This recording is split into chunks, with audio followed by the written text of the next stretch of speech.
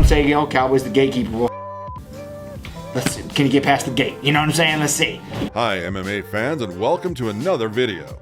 A gatekeeper is a term to describe an MMA fighter who can beat most fighters in the division, but at the same time is always one step away from becoming or remaining a champion. Although this term is used with an offensive connotation for someone who can't win the title, a gatekeeper is usually a very skillful and well-respected fighter who keeps defeating top contenders only to fall short when fighting the champ, or becoming a champ for a short time only to be dethroned by a better fighter without being able to reclaim the belt. Being a gatekeeper must be very frustrating because there is always one guy who is better than you. A gatekeeper is someone who is above a journeyman and just below the very best. At the same time, it's an elite athlete who an upcoming contender must beat in order to climb up the rankings and fight for the belt. A gatekeeper is like a boss before the final boss in a video game or a movie.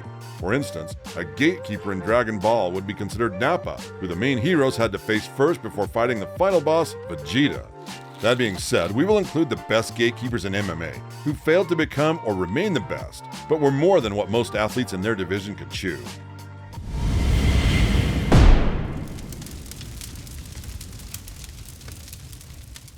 Dustin Poirier.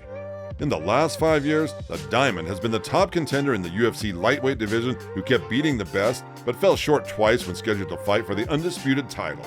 The Louisiana native delivered spectacular performances against elite athletes like Anthony Pettis, Justin Gaethje, and Eddie Alvarez, beating them all before the final bell, before he was scheduled to fight for the interim UFC title.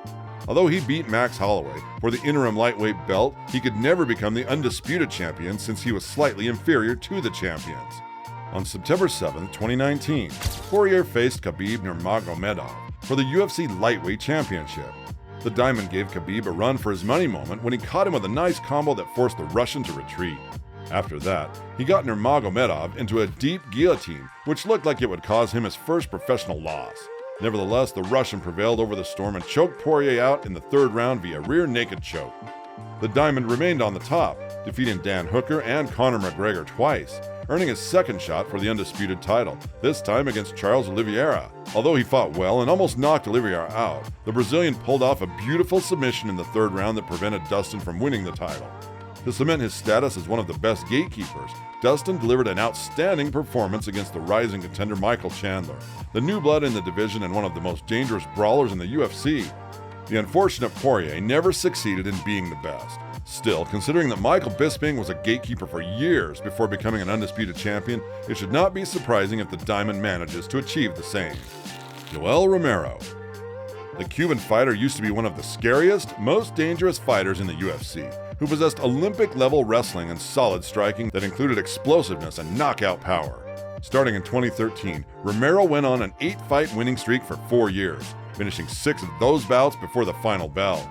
He delivered 2 flying knee knockouts against Clifford Stark and Chris Weidman, destroying elites like Derek Brunsman and Yoto Machida on the feet, but whenever Yoel was scheduled to fight for a title, he lost, either by the fighter or by the scale. On July 8, 2017, the Cuban faced Robert Whittaker with the interim UFC middleweight championship on the line. The Reaper edged Romero on the judges' scorecard in a close fight that could have gone either way. In the next bout, Yoel was scheduled to face the former Strikeforce champion Luke Rockhold for the interim title again. Although he brutally knocked the American out in the third round, Romero was ineligible for the title since he lost on the scale by missed weight. 4 months after this, the Cuban was supposed to fight Robert Whittaker again, this time for the undisputed UFC middleweight title. Once again, he could not deliver and lost the bout via split decision. On March 7, 2020, the Soldier of God was given another shot at the title against Israel Adesanya. As history tends to repeat itself, he fell short again and lost every opportunity to become a UFC champion. Although Yoel was one of the most intimidating fighters of his time who had everything it takes to become a champion, he remained a gatekeeper throughout his UFC career. By the way, if you've enjoyed our videos so far, please press the like button. Colby Covington. Some people underrate Covington due to his antics and cringe trash talk, but let's not make a mistake. Chaos can undoubtedly back up his words and deliver in the octagon.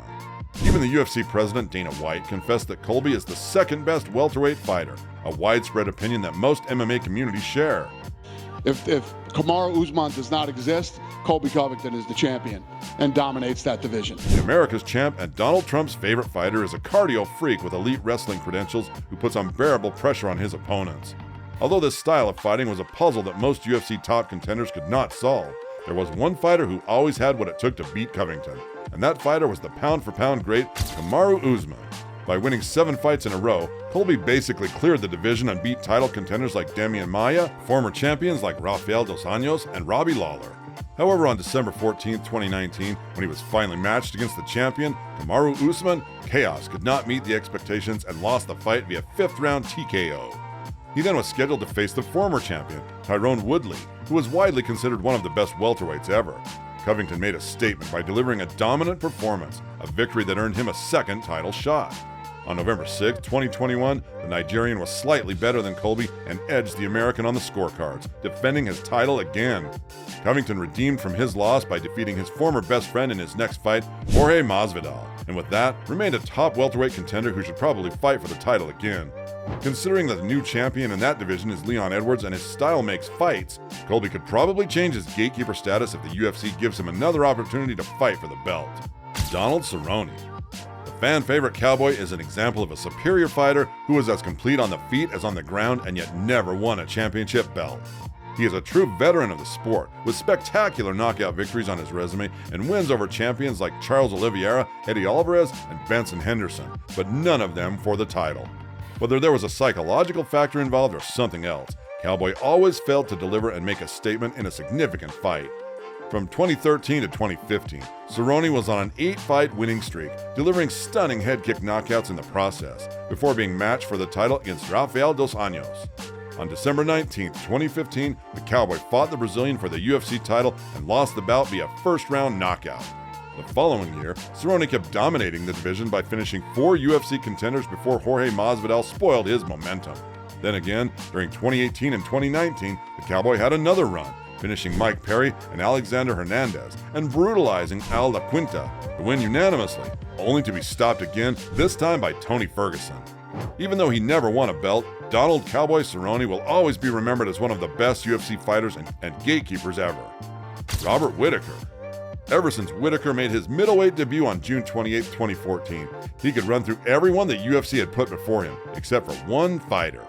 The Australian fighter dominated this division from 2014 to 2018, cleared the competition, and won convincingly against fighters like Ronaldo Souza, Derek Brunson, Uriah Hall, and twice against Yoel Romero.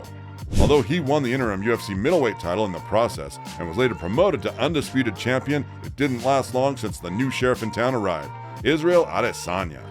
On October 6, 2019, the UFC determined who is the division's king by matching Robert Whittaker against Israel Adesanya. The Australian, who dominated everyone up to that point, had all the confidence to keep the fight standing and entered that bout aggressively.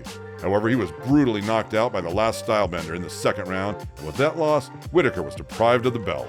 The Reaper kept fighting the new rising contenders and earned 3 victories against Darren Till, Jared Cannonier, and Kevin Gastelum, before the UFC gave him another shot at the title. On February 12, 2022, the Australian fought Adesanya again, and although he stayed composed and fought a good fight, he lost the bout via unanimous decision. What was Kamaru Usman for Colby Covington, that was what Adesanya was for Whittaker.